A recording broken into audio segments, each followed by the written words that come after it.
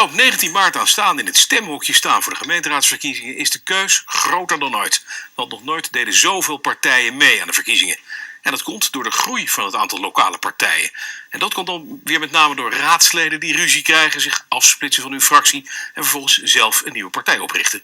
Het loopt helemaal uit de hand, vinden politici en deskundigen. Misschien is het zelfs wel tijd voor een kiesdrempel. Heel veel partijen betekent dat de fracties gemiddeld heel erg klein worden. En dat het voor elke fractie dus bijna onmogelijk wordt om het gemeentelijk beleid in zijn volle breedte te kunnen beoordelen. Voor politicoloog Kees Aerts staat het vast. De lokale politiek heeft een groot probleem. Dat leidt dus tot een kwaliteitsverlies in de controlerende functie van de gemeenteraad. En een van de plaatsen waar dat probleem dreigt te ontstaan is de gemeente Almelo. In de Nederlandse gemeenteraden vind je steeds meer partijen. Hier in Almelo, een raad van 35 zetels, vind je er maar liefst 14. Mijn naam is Gerwin Kamphuis van LKA. Frits Axen, lid van de SP. Anja Timmer. Is een raad van 14 goed oud. En sommige van die raadsfracties zijn zeer klein. Ze bestaan soms zelfs maar uit 1 persoon. En dat maakt het voor colleges van burgemeester en wethouders natuurlijk bijzonder lastig om een meerderheidscoalitie te vormen. De vraag is nu, zijn al die kleine partijtjes een zegen voor de democratie of een bestuurlijke ramp? Aan de Almeloze burgemeester Hermans de schone taak de vergaderingen in deze drukke raad in goede banen te leiden. Nou, we hebben onlangs te maken gehad met het vaststellen van een nieuw parkeerbeleidsplan. Dat is natuurlijk hoog politiek. Iedereen vindt er ook iets van, net als het weer. Ook veel persoonlijke belangen van bewoners en ondernemers. En je ziet wel dat het ook zelfs na de besluitvorming dan nog een paar keer terug tikt. Uiteindelijk blijft het besluit zoals het is genomen. Maar er gaat er wel veel tijd en energie mee verloren.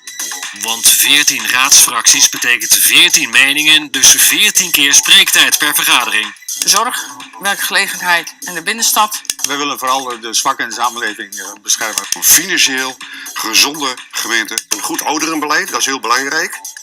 Almelo staat niet op zich. In heel Nederland groeit het aantal raadsfracties als kool. En steeds meer raadsfracties zijn een eenpersoons BV'tje, omdat ze ruzie kregen met een fractie en zich afsplitsten.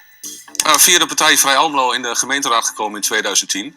En na 3 maanden ben ik gerooieerd. We waren het niet eens. En ik ben als Lijst Kamphuis LKA verder gegaan. Bij de Partij van de Arbeid begonnen in de 80e jaren. Zo ongeveer, ik weet het ook allemaal niet precies. 13 jaar geleden met Leefbaar Almelo begonnen na wat oneenigheid binnen de fractie. Wij zijn afgesplitst van de VVD omdat we vonden dat de VVD een te weinig sociale koers volgde. En dat de VVD koet het college steunde. Tijdens mijn tweede periode voor de VVD-fractie ben ik uit de fractie gestapt. Vanwege een grote onvrede over de besluitvorming en over de gang van zaken hier in Almelo. Ik ben uit de PvdA gestapt begin vorig jaar. Omdat ik het niet langer eens was met de machtscultuur van Almelo. Als je het niet eens bent met de partij waarvoor je in de raad zit, dan kun je er altijd uitgaan. Maar vervolgens wel in de gemeenteraad blijven zitten, vind ik wel een probleem. Want daarmee maak je het alleen nog maar onoverzichtelijk. Ja, maar toch zeggen die mensen vaak, ja, daar hebben heel veel mensen op mij gestemd. Ik heb gewoon recht op die zetel. Is dat terecht? Ik vind dat niet terecht. In Nederland worden vrijwel alle volksvertegenwoordigers gekozen op een partijlijst. En sommigen halen daarin meer voorkeurstemmen dan anderen. Maar vrijwel niemand kan claimen dat hij zonder de partij ook zover gekomen zou zijn. Dus ik vind het veel zuiverder wanneer een gemeenteraadslid dan zou zeggen van nou, dan ga ik ook uit de raad. De afsplitsingen en samenvoegingen tussentijds zijn echt het resultaat van politieke of personele of relationele issues in fracties in onze gemeenteraad dan. En dus niet democratisch?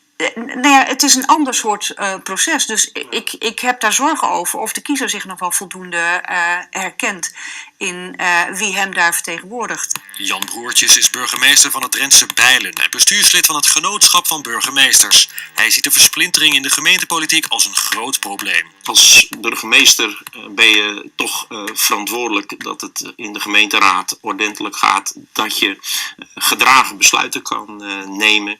En met steeds meer partijen, dat zie je niet alleen lokaal, maar dat zie je bijvoorbeeld ook in Den Haag. Hoe lastig het is om daar met al die partijen uiteindelijk een chocola van te maken.